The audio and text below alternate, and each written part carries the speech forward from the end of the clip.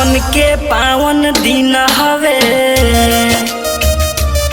सावन के पावन दिन हवे, आइल बा शुभ समैया हो।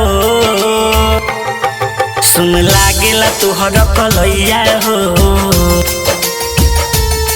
सुन लागेला तुहर कलैया हो। आवा राखी बन्हवाला भैया हो, सुन लागेला तुहर कलैया हो। आवा राखी बन्हवाला भैया हो।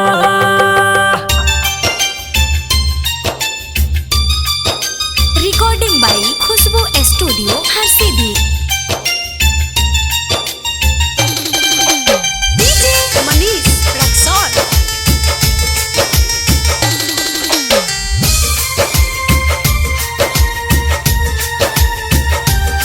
साल भर पर दिन आवेला,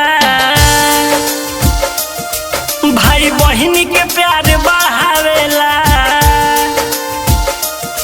सबे हो के मगन आज खुशी में, धागा प्रेम के बंधावेला।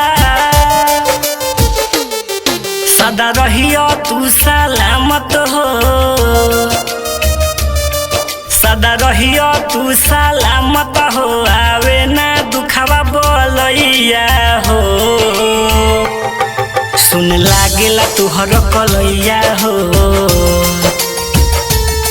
सुन लागेला तुहर कलैया हो। आवा राखी बन्हवाला भैया हो, सुन लागेला तुहर कलैया हो। आवा राखी बन्हवाला भैया हो। डीजे मनीष रक्सौल।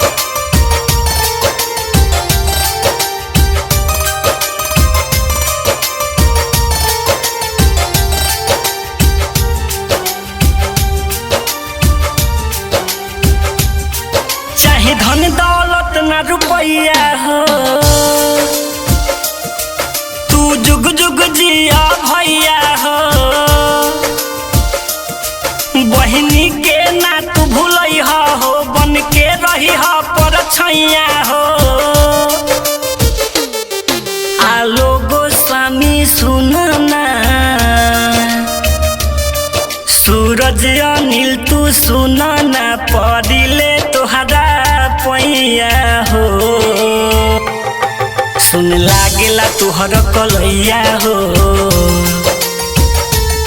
सुन लागेला तुहर कलैया हो।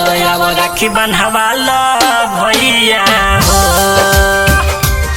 सुन लागेला तुहर कलैया हो। आवा राखी बन्हवाला भैया हो। Recording by Khushboo studio Harsiddhi.